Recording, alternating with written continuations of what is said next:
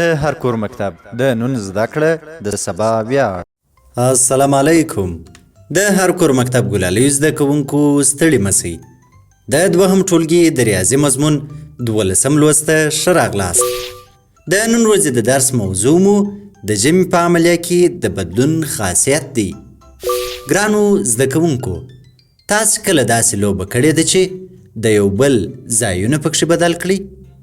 لکه څوک چې په یو ځای کې ناست وي او بیا بل ځای ته ځي. ښه، نن به په ریاضي کې د اعدادو ځایونه بدل کړو او وبګورو چې جمع څنګه بدلیږي.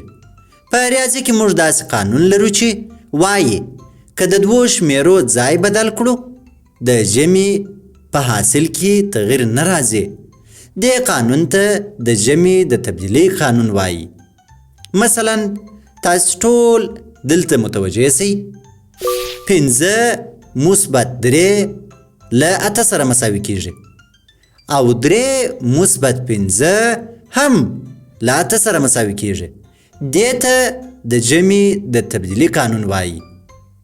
بل مثال، 9 او 2 چې سره جمع کړو او 2 او 9 که سره جمع کړو دواړه مساوي جواب لري چې له 9 او 9 څخه عبارت دي.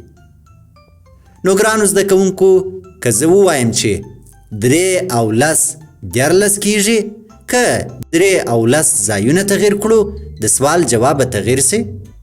آفرین، تاسو ټول زده کوونکي پوه سوي یاست. د سوال جواب بیا هم 14 کیږي. ګرانو زده کوونکو، په جمع کې که د دوو شمیرو ځایونه بدل کړو جواب تل مساوي وي. دې ته د جمع د تبدیلۍ قانون وایي. دا و زموږ د نن ورځې درس. په راتلونکي درس کې به د جمع 3 جزونه لرونکي سوالونه حل کړو. په مخه مو ښه.